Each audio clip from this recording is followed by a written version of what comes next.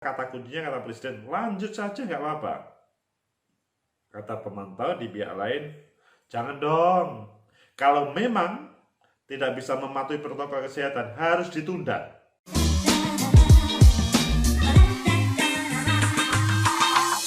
Assalamualaikum, selamat pagi, salam sejahtera untuk kita semua. Saudara, pecinta masa depan negeri. Pada proses pendaftaran kemarin ada yang menarik untuk kita simak, yaitu ada beberapa yang mendapatkan hasil tes swab-nya, mereka para calon itu positif kena COVID-19. Wow, mencengangkan kan? Apakah ini ada klaster baru? Atau mau memunculkan klaster baru? Ayo kita simak dari 3 berita yang berbeda, 3 sumber yang berbeda yang akan saling menguatkan. Pertama dari Kumparan, kandidat pilkada yang positif COVID-19 bertambah jadi 59 orang. Banyak ya. Sejumlah calon kepala daerah yang mendaftarkan diri Pilkada 2020 diketahui positif COVID-19. Menko Polhukam Mahfud MD menyebut data kandidat yang positif corona bertambah. Semula 37 orang menjadi 59 orang. Wow, semakin banyak, membahayakan ini. Perkembangan menariknya begini, kemarin Pak Ketua KPU, Pak Arief diundang rapat dan melapor saat itu ada calon yang terinfeksi COVID-19 sebanyak 37 orang. Kata Mahfud usai rapat koordinasi khusus di kantor Menko Polhukam. Ini tadi jam 1, laporannya bertambah menjadi 46 orang.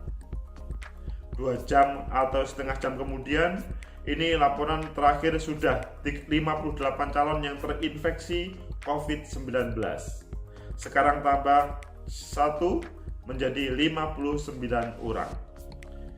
Ia menjabarkan para calon kandidat tersebut tersebar di 21 provinsi yang menggelar pilkada.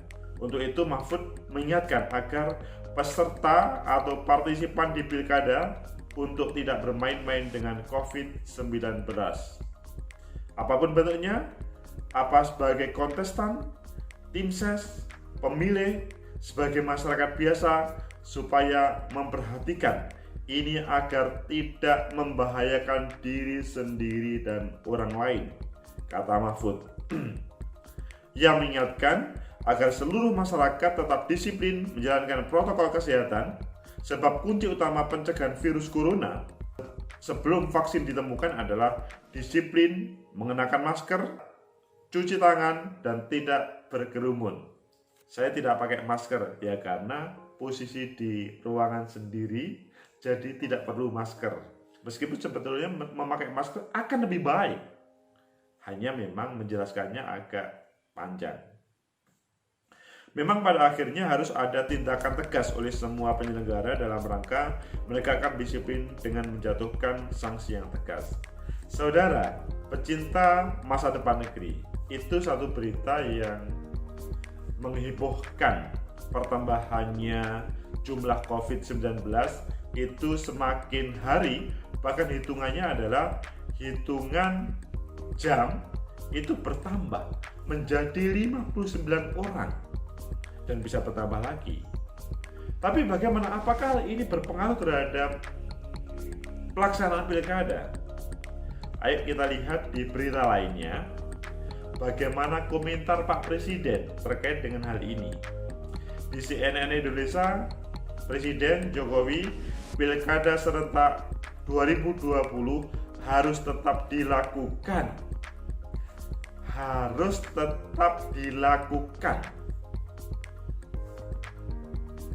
Bagaimana? Itulah kata Presiden. Presiden adalah merupakan pemimpin yang tertinggi di negara kita. Presiden Jokowi menyatakan penyelenggaraan pilkada serentak harus tetap dilaksanakan di tengah pandemi. Pasalnya tak ada satupun negara, termasuk Indonesia, yang mengetahui kapan pandemi ini berakhir. Ya, masuk akal sih. Nah, memang tidak ada satupun yang bisa menjamin atau memberi garansi kapan pandemi ini selesai. Jadi kalau berbicara pemimpin negara kita harus tetap jalan. Tapi bagaimana terkait dengan publik? Apakah pengen tetap jalan? Ayo coba kita ambil salah satu referensi yang relatif hampir sama dalam proses publikasinya informasi. Di dalam pemberitaan BBC News, Pilkada 2020, ratusan dugaan pelanggaran protokol kesehatan, pemantau serukan evaluasi total atau ditunda. Evaluasi total ditunda. Pilih mana? Itu yang menjadi usulannya dengan keras. Evaluasi total atau ditunda oleh teman-teman pemantau. Ya bagaimanapun mereka harus kita dengarkan. Jadi kalau memang masyarakat, peserta pemilu, bahkan penyelenggara pemilu tidak menggunakan protokol kesehatan, harus ditunda. Perludem menyampaikan seperti itu, tidak ada lain. Proses demokrasi tidak boleh diricuki oleh tema kesehatan, ancaman terhadap kesehatan para pemilih. Badan Pengawas Pemilu mencatat 243 dugaan pelanggaran protokol kesehatan dalam proses pendaftaran bakal pasangan calon kepala daerah yang berlangsung selama 3 hari itu. Jadi 243 dugaan pelanggaran protokol kesehatan, lebih banyak dibanding dengan mereka yang terkena COVID calonnya 59. Tapi masalahnya memang belum diungkap berapa peserta proses pendaftaran kemarin itu yang terkena COVID juga. Sementara yang terdeteksi adalah 59 calon. Itu kan luar biasa. Taruhlah misalkan di setiap daerah itu ada 5 begitu. Maka jumlahnya taruhlah 5 begitu setiap daerah. Maka 5 kali 59 tinggal mengalikan saja. Jadi memang banyak yang melanggar, begitu juga yang terkena COVID-19. Saudara pecinta masa depan negeri, itulah pemberitaan yang berbeda dengan waktu publikasi yang hampir sama. Pertama, para calon semakin banyak yang terkena COVID. Kedua, Presiden lanjut saja karena tidak ada kepastian kapan ini berlangsung, atau maksudnya kapan ini selesai. Maka kata kuncinya kata Presiden, lanjut saja nggak apa-apa. Kata pemantau di pihak lain, jangan dong, kalau memang tidak bisa mematuhi protokol kesehatan harus ditunda. Minimal evaluasi proses tahapan pilkada, yaitu bagaimana mereka on the track dalam penggunaan protokol kesehatan. Ya, ini adalah sebuah tantangan bagi penyelenggara, pemerintah, dan masyarakat. Apakah hal ini akan menambah klaster baru dalam proses pesta demokrasi lokal ini, atau dalam jangka panjang itu bisa terselesaikan?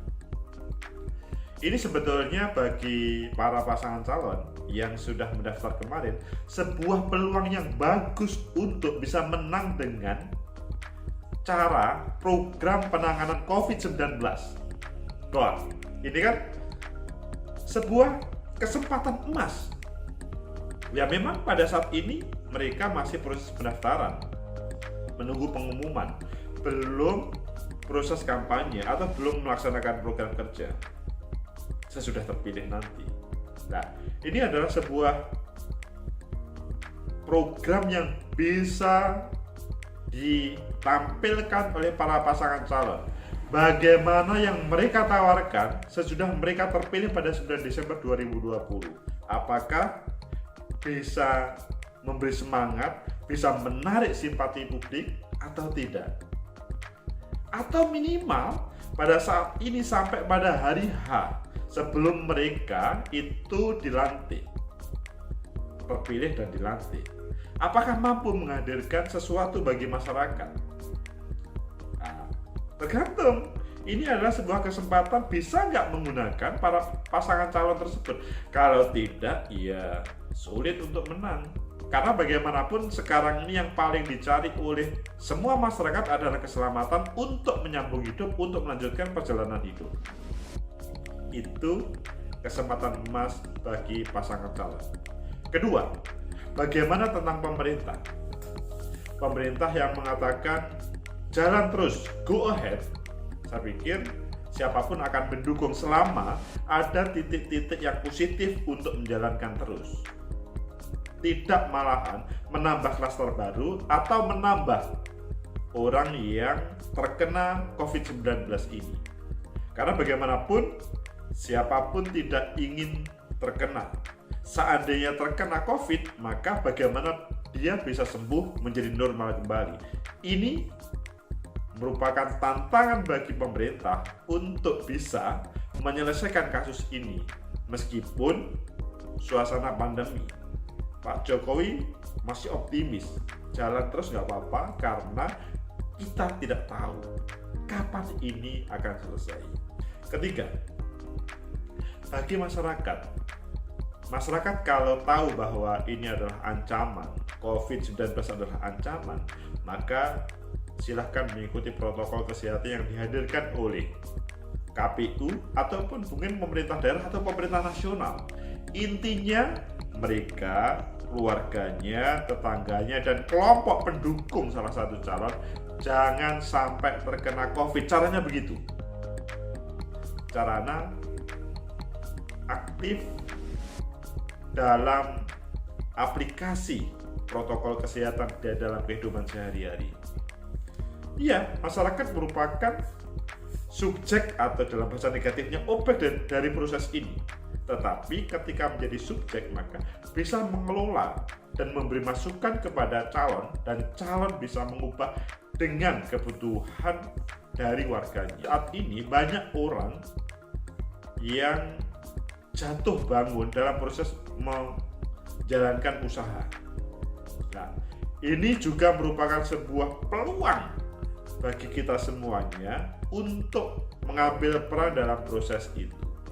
Selanjutnya, saudara, bagaimana pemantau yang dalam berita yang saya bacakan tadi mengkritik keras apakah evaluasi total atau diberhentikan. Ya, negara tidak boleh marah ya, penyelenggara pemilu juga tidak boleh marah mendengar kalimat kritis tersebut untuk perbaikan proses demokrasi. Karena pada dasarnya proses demokrasi itu jangan sampai terkena atau terintimidasi dengan program. Saudara, pecinta masa depan negeri, 4 perspektif cara pandang tersebut menjadi atau bisa diakumulasi bahwa dalam pilkada sesudah pendaftaran calon dan menunggu pengumuman, maka jalan terus saja dalam proses demokrasi lokal. Apa yang disampaikan Pak Jokowi saya pikir masuk akal ya. Tetapi yang perlu diperhatikan adalah bagaimana masyarakat penyelenggara itu bisa mengeliminir dalam langkah ke depannya. Karena kalau tidak maka hal ini akan membahayakan terhadap masyarakat yang ada di sekitar yang terkena dampak tersebut, yang terkena COVID-19. Itu merupakan solusi. Bagaimana tentang sang calon? Sang calon juga harus menggunakan protokol kesehatan. 59 calon yang terkena, yang sudah positif virus 19, lebih baik mereka mengurangi aktivitasnya, tetapi bisa dikerjakan oleh calon wakilnya, timnya, ataupun lainnya. Intinya adalah jangan sampai tidak kreatif meskipun ada COVID-19 ini. Tapi kalau terkena bukan kata kiamat, bukan harga akhir dari proses semuanya, tapi masih ada peluang untuk memanfaatkannya. Yang keempat, suasana demokrasi itu sepertinya sudah mengarah pada proses pelaksanaan coblosan di 9 Desember. Maka lebih baik fenomena ini atau hawa demokrasi ini kita tetap pertahankan dengan catatan semuanya tadi. Intinya adalah pada protokol kesehatan. Semoga ada manfaat. Like, subscribe, and share. Sampai jumpa.